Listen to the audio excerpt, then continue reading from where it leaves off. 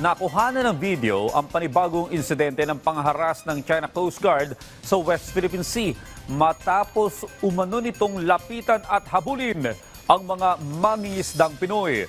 Alamin natin ang detalye ng balitang yan sa report ni Patrick De Jesus.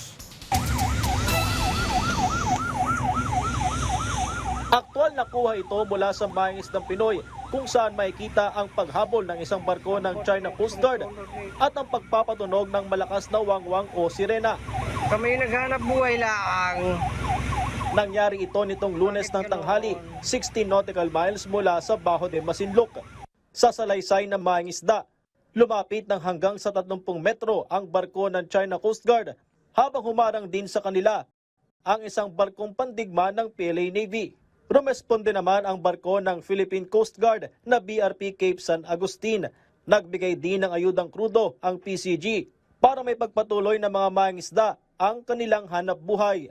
Inikutan kami tapos inescortan lang ho kami na tinataboy kami palayo. Ay ako naman ho talaga ho ilang ako hindi man akong tatakot. Diretso lang basta tuloy-tuloy lang. Tulad ko na sinabi ninyo na hindi naman mabangga, kaya lang mas maganda alert po tayo na ko. Hindi ko natin hawak ang isip yung mga yan eh. Kaya nung sinabi nyo na nandyan lang kayo, isinunod ko na dito, magsalubong tayo, magkita tayo para masafe pa rin parehas. Kaya po kami nandito para mabantayan po, po kayo.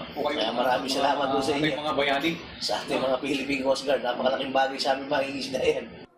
Ito ang unang harassment sa West Philippine Sea na naiulat ngayong 2026. Sa kabila nito, nagpapatuloy ang operasyon ng mga mangingisdang Pinoy sa bisinidad ng Bajo de Masinloc at nakasuporta pa rin ang BRP Cape San Agustin ng Philippine Coast Guard.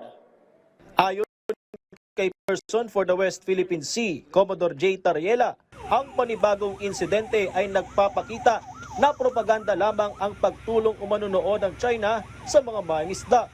Alam naman natin, for so many occasions that we have documented the harassment of the Chinese Coast Guard, the Chinese Maritime Militia to ordinary Filipino fishermen, it will really not convince you that the Chinese government are really in good faith natutulong at hindi manghaharas ng ating mga kababayang Pilipino. Pinalagan naman ng National Maritime Council ang mga pahayag ng Chinese Embassy kamakailan na pang-uudyok lamang ang mga insidente sa West Philippine Sea. Tugon ng NMC, ang mga nangyayaring harassment ay dahil sa illegal na aktibidad ng mga barko ng China at ang pagprotekta ng Pilipinas sa hanap buhay ng mga mangingisda ay alinsunod sa mandato at hindi upang pataasin ang tensyon. May banat din ng PCG at Philippine Navy sa Chinese Embassy. Lagi tayong may resibo. We always have photos, we always have videos. Hindi tayo katulad ng China na sila mismo ang nag-edit ng video nila. Talk is cheap. Anybody could say anything. But the facts on the ground would paint a different story. Historically, the Philippines has never been provoking any country within our maritime zones. We have merely been protecting and securing what is rightfully and legally ours.